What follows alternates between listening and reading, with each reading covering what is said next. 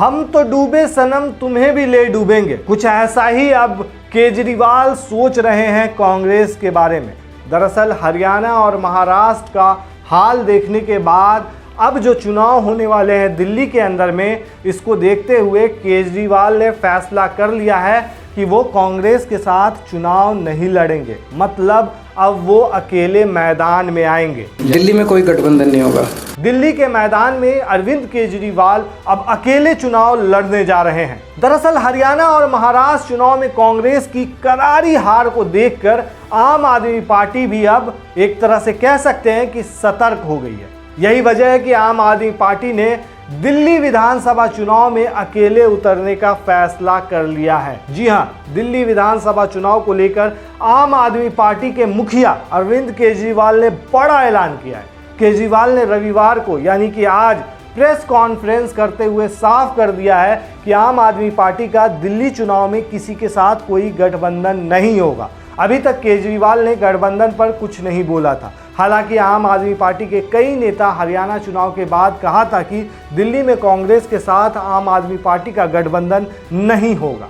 आम आदमी पार्टी कांग्रेस के साथ लोकसभा चुनाव में गठबंधन करके देख चुकी है, उसे गठबंधन का कोई फायदा नहीं मिला था। वहीं हरियाणा में भी कांग्रेस का सीटों के झगड़े को लेकर गठबंधन नहीं हो सका था। मतलब जो इंडिया बैनर जो एक बना था इंडिया गठबंधन का, वो एक तरह से अब जो है बिखरता हुआ नजर आ रहा है पूरी तरह से। हालांकि देखा जाए तो दिल्ली में आम आदमी पार्टी अकेले चुनाव लड़ेगी, इसके संकेत तो हरियाणा चुनाव के वक्त ही मिल गए थे, जब सीटों को लेकर कांग्रेस और आम आदमी पार्टी के बीच मामला फंसा था। तभी आम आदमी पार्टी के कई नेता ने कहा था कि दिल्ली में कांग्रेस संग गठबंधन नहीं होगा। आज जब केजरीवाल प्रेस कॉन्फ्रेंस कर रहे थे तब उन्होंने मीडिया के एक सवाल पर साफ कर दिया कि आम आदमी पार्टी का किसी से कोई गठबंधन नहीं होगा। वहीं सूत्रों का यह भी कहना है कि हरियाणा और महाराष्ट्र विधानसभा चुनाव में जिस तरह से कांग्रेस की करारी हार हुई है, ऐसे में ज्यादातर आम आदमी पार्टी के नेता कांग्रेस संग गठबंधन के पक्ष में नहीं है। मतलब वो डर रहे हैं कि अगर हम साथ में जाएंगे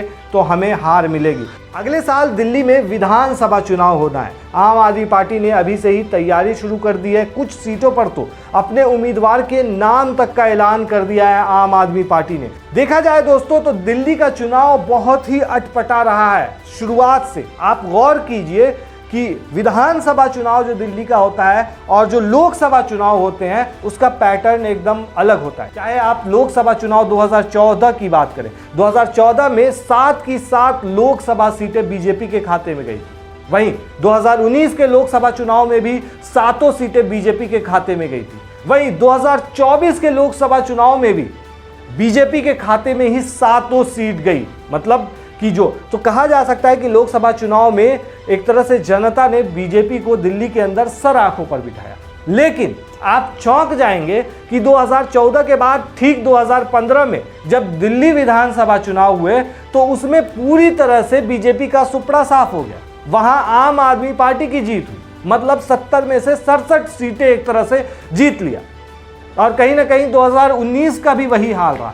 तो जो पैटर्न देखा जा रहा है दिल्ली के अंदर कि लोकसभा चुनाव में जनता जो है वो बीजेपी को चुनती है, तो वहीं विधानसभा चुनाव के लिए केजरीवाल को चुनती आ रही है। 10 सालों का जो पैटर्न देखा जा रहा है, तो ऐसे में इस बार का जो मामला है दोस्तों वो काफ़ी ज़्यादा दिलचस्प हो सकता है। और अगर इंडिया गठबंधन के बैनर के तले अगर ये कांग्रेस और आम आदमी पार्टी नहीं आती है तो कहीं ना कहीं इसका सीधे तौर पर फायदा बीजेपी को मिल सकता है। तो आपको क्या लगता है दोस्तों, इस बार दिल्ली के अंदर किसकी सरकार बनने जा रही है? आम आदमी पार्टी की या फिर बीजेपी की सरकार आने वाली है? आप हमें कमेंट में ज़रूर बताएं। शुक्रिया।